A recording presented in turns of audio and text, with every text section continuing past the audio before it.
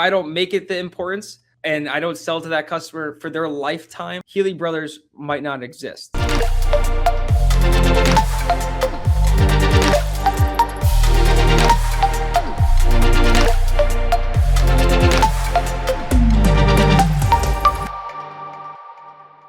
Hello and welcome to the very first episode of Kain Friends Podcast. My name is David Kain. I'm the host, and this is presented to you today by the V20 Vendor 20 Group.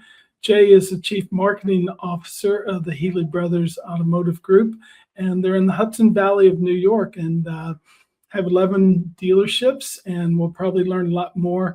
I love that Healy Brothers because all my life I was one of the Kain brothers, and through our family dealership. So it's really fun to get to do my very first podcast with a dealer's kid. So I'm going to bring Jay up to the stage. And Jay, thank you so much for this opportunity. And not only will we learn a little bit about you, but some of the secrets behind the scene of the success of the Healy Brothers. And we'll get right up to the edge of you telling too much. But we hope you share enough to where it inspires people. So, Jay, could you tell us a little bit about yourself and the Healy Brothers Auto Group? Well, Mr. Kain, thanks for having me. And of course, Active Engage has been a partner of ours for a while. We've gotten along with them great. And like I said, partnerships are very, very important in this industry. And we all know that. I'm sure you could attest to. So our auto group started in 1977 by my grandfather, W.S. Healy. After he got out of the military, he worked for GM for a bit, and then he's like, I want to go out on my own and get a point. So it was a Chevrolet Oldsmobile in Goshen, New York. That's where we started. Then we went to another Chevrolet store in Beacon, New York, Beacon's a pretty vibrant town now. It wasn't the best back in the day, let's say. And then the Healy Brothers comes from my dad and my uncle. Okay. They took over. They each had a Chevrolet store. And now we're a full auto group. We represent 11 franchises. We've grown to over 700 employees, about 750 we have now. So it's a pretty big operation. We represent all domestic. From there, but yeah, it's a family affair here. Both my brothers work here, Connor and Dylan, and then my cousin Brian is the used car director who I work with very closely. He's probably outside the door now. Waiting for another meeting, but yeah, it's a full family affair. We actually don't all kill each other. We bicker every now and then, but progress is always made, which is super important. And we all get along and we love what we do. My dad and uncle are still very, very involved and big decision makers. And we're not looking back. We're always looking to grow and grow correctly and obviously grow in our community and support our community. It's very important to us. I'm glad to hear that. And certainly the real key when it comes to a local community dealer is people come there and rely on you to keep their car going. And I remember the days, and certainly Paul and Dwight and your grandfather would remember this, is when people would say, is it really time? Should I change cars? Should I consider this? And they didn't go online to get advice. They went to your dealership. And I'd just be curious what your perspective is on how that environment has changed. And you talked before the show that legally you started working at the store at 13, but maybe Grandpa took you in just a little bit earlier. Yeah, I might have been going in a little bit earlier and hanging out. But so, I mean, we all know that the digital world has changed the industry. And I really think for the better. It's made customers more knowledgeable, which is good and lets them learn about the process. But when it comes to buying a car, it's still a people's business, I believe. I really believe there has to be that human touch. Even on the phone, digitally, there still has to be a human touch because people need to understand and feel like it's okay purchase. And we have these big, beautiful facilities. So it's important for them to get there and understand it's the second biggest purchase in your life. And having another human being go over with it is still super important. And I think it's what people really want. There's a nice mix between technology and human active and being a human at the same time. So it is a healthy mix, and it's how you drive sales. It's how you drive success. It's how you drive trust in the community. Is that healthy mix? Yeah, it is interesting that you bring that up about that touch point online and people interacting. So let's divert for just a moment. If I go to your website and I do click on the chat icon, I promise most of your guests think that's just an AI bot. Is it a point of pride that you actually have humans working your chat? It is. And it's also a point of pride that it's humans using higher end technology to make sure they're answering the questions to fully qualified. And also the active engaged people are auto. They understand how the auto business works. It's a very complex business for an outsider that has another business. It is a pretty complex. There's lots of departments. There's lots of moving parts when you purchase a car or even service a vehicle. So having someone that has knowledge and that can answer 24/7, which is the biggest point before even AI was a trigger word in today's world. Active Engage had 24/7 team for us. And I love that because I want to be able to answer our customers' questions all day. And they're simple questions too, a lot of the times that they need to be able to answer, like your hours, and they don't want to look on your website, or is there an appointment available? Like those little things they want answers at 10:30 at night should be able to be answered at that time, right then and there. And I really, that's really drew me to that is full interaction. And I don't want to wait for an answer. We're people that, especially in New York, everyone wants an answer today. Sure. So that was a huge benefit for us. And I really appreciated that. I mean, and then just the auto knowledge they have in general was great. And now they're working even more technology to make their knowledge even higher. So take their knowledge higher. It's so critical that you do have someone that can take the handoff on your side. So let's talk a little bit about what that handoff really looks like, because you don't know this about me, but I spent 20 years training to go along with the 20 years that I did in my family dealership as a manager and growing up through there. And one of the things that was the most difficult part was when you're training an internet team member, and it is a live chat transcript, to be able to say to the guest, hey, thanks so much for chatting with Brad. I appreciate the information you shared with him, and now I'm going to take it from here. So many dealerships you go into, and they're like, who's live chat? I read the transcripts. Why would I mention the chat person? Yeah, because to the guest, that was their custom. I mean, that was their interaction. Yeah. So, I mean, how we're set up, we have a centralized BDC for all the stores, and that's for quality control, and giving the best experience over the phone, over text, over chat, whatever it is. It's all about the customer experience. We know that. And having the proper handoff is very key very, very key to success in the auto industry. And I think every dealer would agree with that. And I know you would agree with that. And our BDC is managed by some very, very high quality people. I mean, our team there, the core there is phenomenal. And they have a great relationship with Active Engage. So when they're getting that handoff, it's very fluent. Yeah. So it's like there's not a step missed. And we have some technology mixed in sometimes for after hours. If that lead comes in, the chat comes in, it has to go a little further. We have technology that can handle it because we just don't have the manpower for 24/7 staff. But our staff is able to pick up right from where Active Engage put that. I mean, a lot of the times the appointment's right on the right up there, and all we have to do is book it and then follow up. Hey, we just want to confirm your appointment.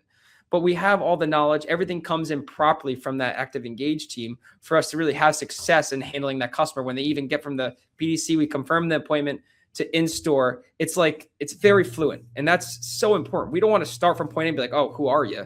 And then you're using the wrong name. So that digital experience and being online has to be very fluent with the in-store experience. If you're not doing that, you are missing the boat in today's world.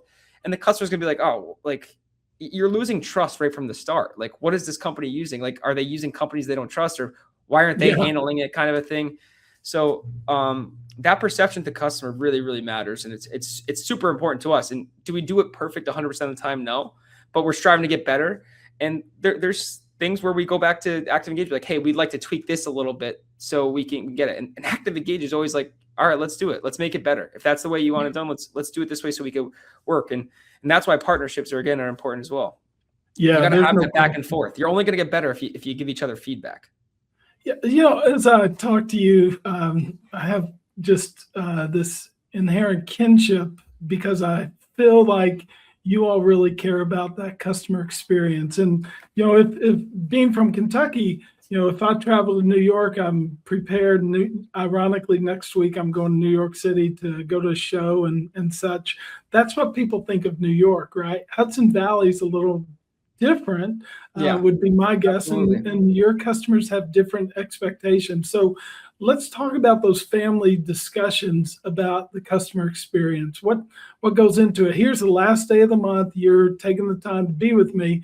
Probably why your brothers Yeah. are Well, outside that's why we saying, have great "Well, teams. Our teams. I mean, I can't thank them enough. I mean, without them, it's impossible to run Healy Brothers. We put a lot of trust in them, and they're phenomenal operators all the way down from just the whole core of our people are just high quality performers.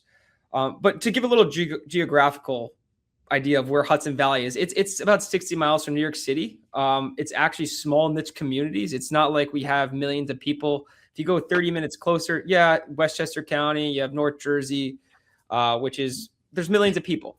Like you don't have to sell that customer car over and over again. We always say if we're not selling cars to their family members, their neighbors, their kids, we will not succeed in these communities. They're small in these communities. Everyone knows each other. And if you don't do that and drive perfect customer execution and satisfaction, you're in trouble, to be honest. You yeah, can't burn through customers like I would say in some of the stores do in closer to the city where there's, like I said, the population's so high. You don't need to see that person for 10 years or whatever it is. I have to see those people over again. If I don't service them and sell them cars over and over, it's like I said, it's an issue. So that's where it comes down. The customer is our priority. We want to make it right. We want to educate the customer. We have to do everything properly. And also we want to support our community. So to get back of why it's so important to us in a nutshell, if I don't make it the importance, and I don't sell to that customer for their lifetime or service their car for a lifetime, Healy Brothers might not exist. So yeah, that's how you have to look at it, and that's how we look at it. That's how our grandfather taught us to look at it, and that's why it's important. It's a different world up here, and than New York City. And some people drag us into that area. We're like, oh, you have so many people up there. We really don't. We have commuters, but they're not going down there to buy cars. They're buying cars here, and that's why it's super super important for us. yeah, that's really critical. So, historically, let's just stay within your framework of timeline and such. Have you experienced a success story that you started or were involved with that you're pretty proud of? Is there anything that kind of comes to mind? Well, one thing that me, my cousin, and a group of us, and our executive GM, whose family that I call Uncle John, who's probably one of the best operators, and he was a direct mentor to me when I worked under him.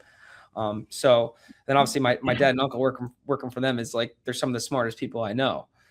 But one success that I was proud when I got out of college, Healy Brothers, when it came to marketing and the way we advertise, we had our great brand. We had brand presence for Healy Brothers, but then we have our stores. And we dug in and we are like, why are we competing against each other? Why are we marketing against each other? Why are we dropping a mailer on another store's DMA? Why are we competing like that? That seems like wasted ad dollars. And let's use our brand as a whole and show what Healy Brothers is about. And then it's the stores. Then it's Healy Ford. So it comes Healy Brothers first, and then Healy Ford, Healy Chevrolet, and then the other stores, Healy Hyundai, Kia. And then that's how we work. Use the brand power and then go from there and make sure we're not competing.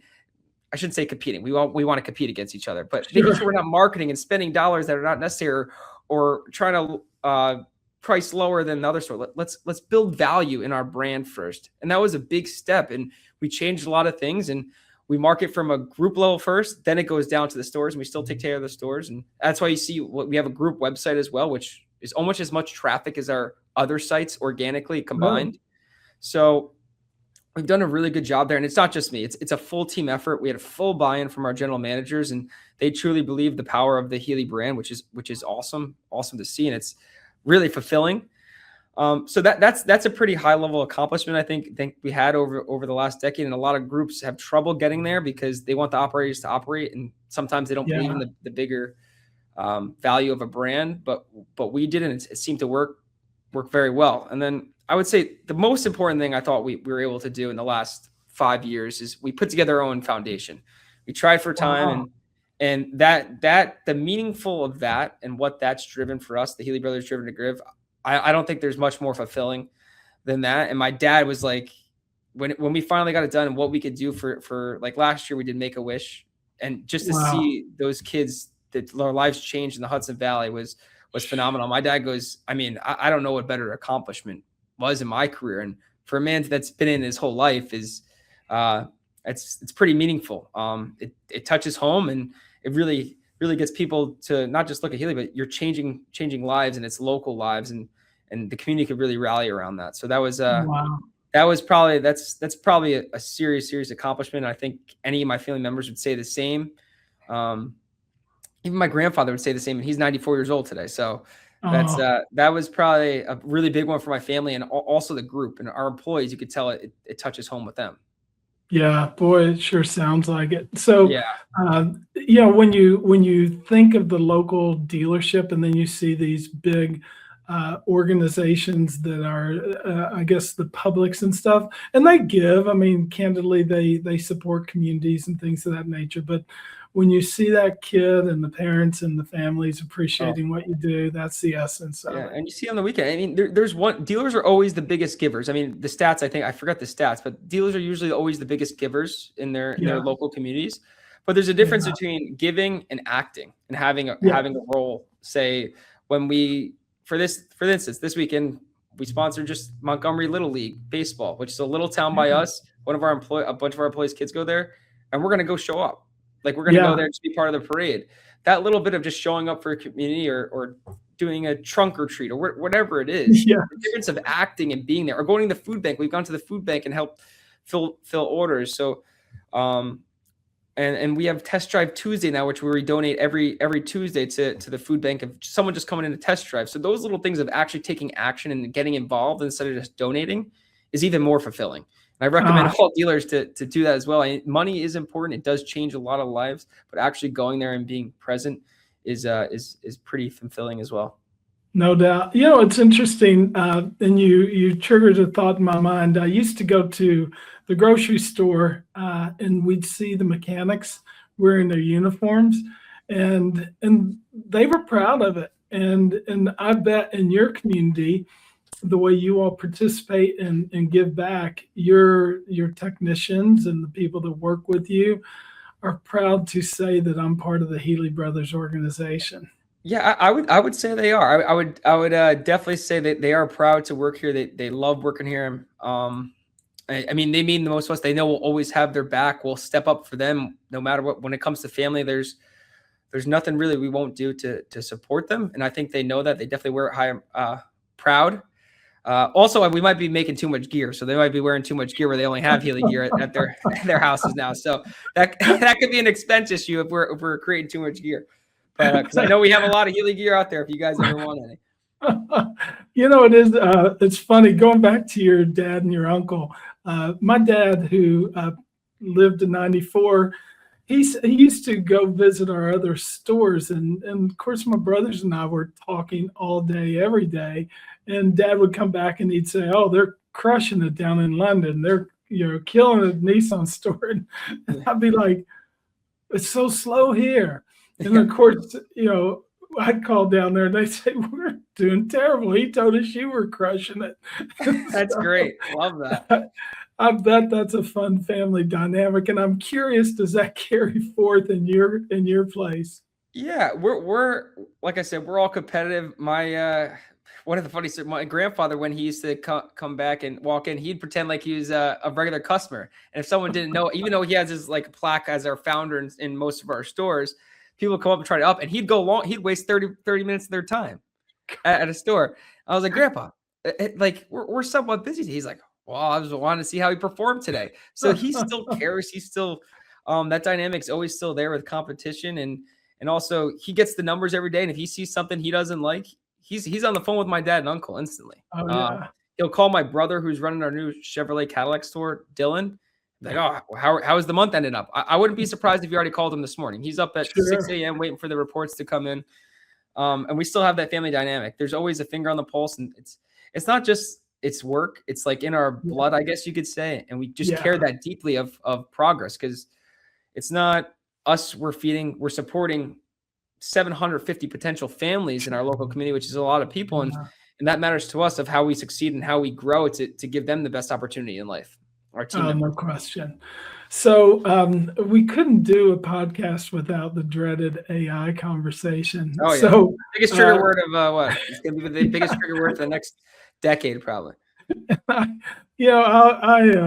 coined this phrase. I said, AI can't work without HI. So unless you have the human intelligence, it really is for naught. But you're young. You're obviously very progressive. Let's talk about different technologies and what are your expectations in this AI-centric environment? Well, I do heavily believe in AI. I believe it's not fully you take over everything yet. I think there's a nice healthy mix, like you said, with human interaction AI, but it's going to make our people better. I truly believe that. And when I talked to our BDC and stuff, I was like, this software is here to make you better and find higher quality opportunities for you to succeed. It's not to replace you yet. I think they still go hand in hand, and we have it implemented, and we've probably one of the longest dealers having AI implemented into our dealership daily use. It's every single day. It's 24/7. It's on, and it's handling all internet leads, but with human intervention and reviewing and every single day. We've had that going on for over a year. Our team members and our marketing and social content creation team, they're using AI technology to edit video and create clips. They're using it to understand and write scripts for every day. So it's fully here, but it's still human involvement heavily, and it's not replacing jobs. It's making us better, I think, performers, better operators. Do I think one day maybe it in the future to start lowering the head count? But right now we're still a very human interactive business, and I want to know, to be honest, like when I go, if I'm looking at a house, I do want the human interaction. I want them to tell me about it. I want to feel their emotion. Or if I have an issue about something in service, like you can't, an AI person can't understand the emotion of someone over a phone that's having a hard time with a motor or something like that, or can't get something fixed or parts on back order. You have to meet them in their emotions. I think that's a huge, crucial part. But I do believe AI is the future. I believe it'll keep getting better and better. But I'm also at the same point is use what you have now and be really good with it instead of just adding on everything you see that's shiny. That's not the right way. And I used to be like that. And I'm trying to get better at it because I do like technology. I do want our people to be better. I do want to give a better customer experience online, but everything shiny is not the best. Take a step back, focus on what you have, be really good with it. And then make a decision later on, because it is, first off, it is expensive. Not all the time it's the best. And third, we all know as dealers, are we actually using all the technology we have at the dealership?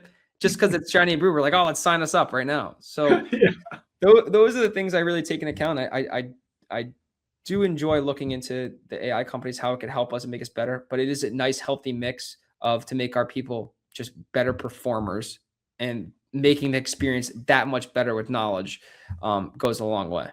Yeah, there's no question. It's interesting. The common thread I'm detecting is metrics and accountability are kind of core. The 6 a.m., let's take a look at what happened yesterday, what our plans are for today. From just as deep as you'd like to go, or just the treetops, what's your all's thought process on accountability and looking at the numbers?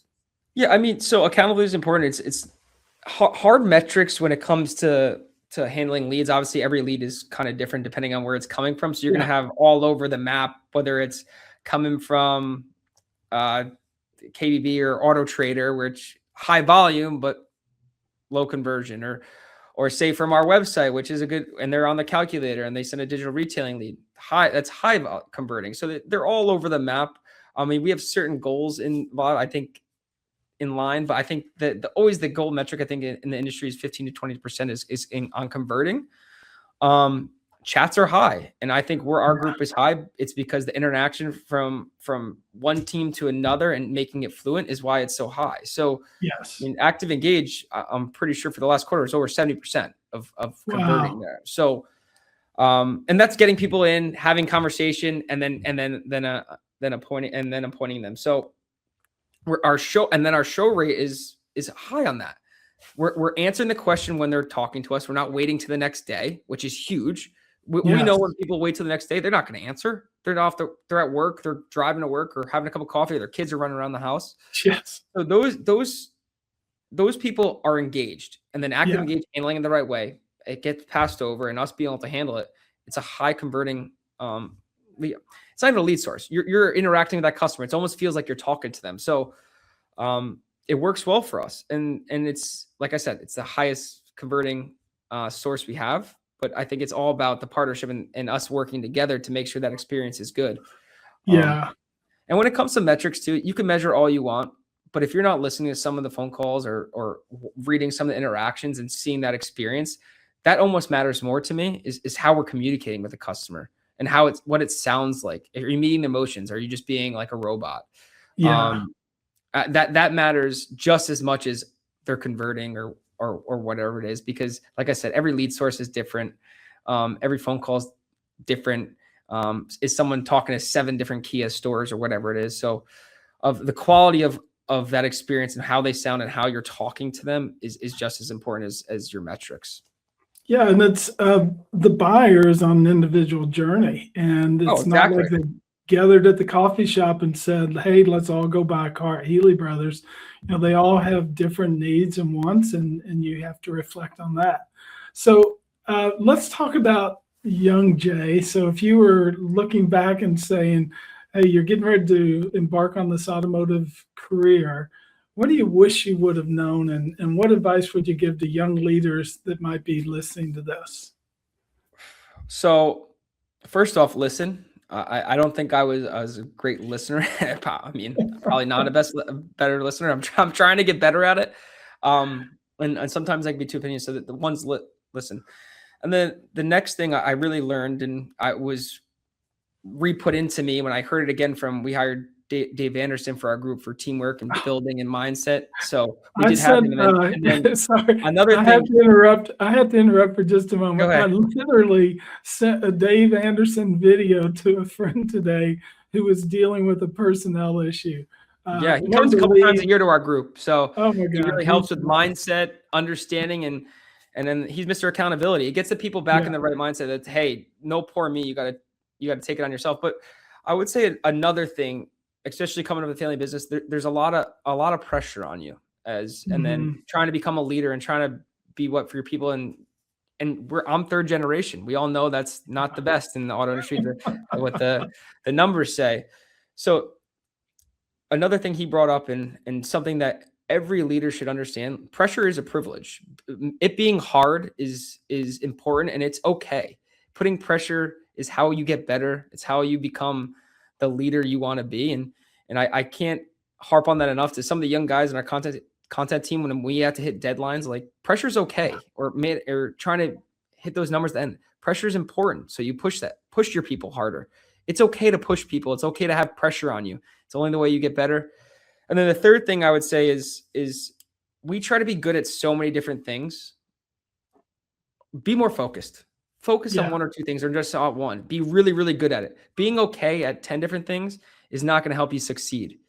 Being excellent at 1 or 2 things is how you're going to become great and succeed in business. So I think that's one thing I really learned. I was trying to be good at other things, and I said, what's Healy Brothers really good at? Laser focus on the customer, and our 2 things: service and selling cars. Don't try to, we're good at all these different things. Be laser focused. And you'll see how quickly you'll get better at things, understand things, and how much better you'll make that customer journey. That's amazing. And wise beyond your years. I'm not going to put you on the line and say, how old are you? But you're very impressive, Jay. I appreciate that.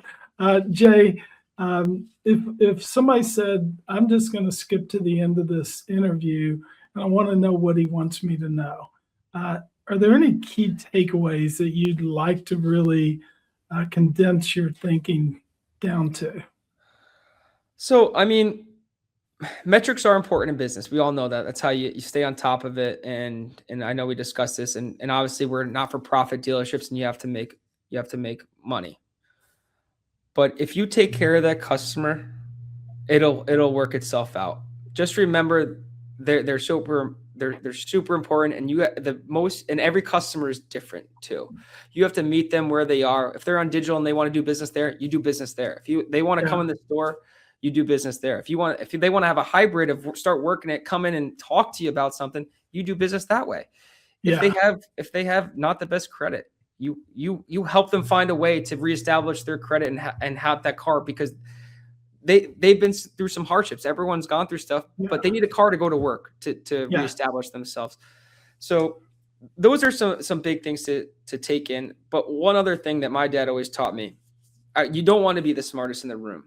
And one thing at Healy Brothers we've succeeded at, and I would say it's one of our greatest things, is surround yourself with great people. I truly believe we have some of the best operators in the United States, in the world. And I think other dealers around us can vouch for that. Take care of them and they'll take care of you. You'll learn so much more. If you want to be the leader, you shouldn't be the smartest in the room. You shouldn't be the guy telling you everything to do. You have to understand where other people are coming there. And we have done that so well. And my dad has instilled that in me, my brothers, our family, and so has my uncles. Why try to be the smartest? There's so many smart people that understand, and you have to have other opinions to really focus in and grow. Because if it's only my mind, I don't think we would grow. I need to hear what other smart people are doing, and we really have the best team in the world, and it goes all to them and for making Healy Brothers the organization it is today. Wow. Jay, I can't imagine a better first guest for this inaugural series. And Kain Friends is just something I'm toying around with, because I retired after 42 years in the business. Well, congratulations. That's a long career. Yeah. And I wouldn't wish that on too many people to work that hard in the car business, but it's been great. And certainly you've got the family legacy to see what hard work can do for you. And I'm grateful for Active Engage for sponsoring this, and for the Vendor 20 group for presenting this. And certainly, Jay, I look forward to someday meeting you out in the wild and getting to shake hands and learn a little bit more from each other. So thank you very much for today. Absolutely. Well, thank you for having me. It's been a pleasure. I mean, that was a great conversation. It's both guys that love about the industry and wanted to be here for a long time. And we got to have you on ours. We do Healy Brothers products. Not going to probably be as successful as yours, but we use it more for clipping it up and talking to local business owners, because we want to grow the community. We just don't want to be the only business here. We want everyone to be there. So again, thank you guys. Thank you to Active Engage. They're a great partner of ours, and they're going to continue to be a partner of ours. So thank you guys both. And thanks so much for watching. And we'll see you next time here on Kain Friends Podcast. Bye now.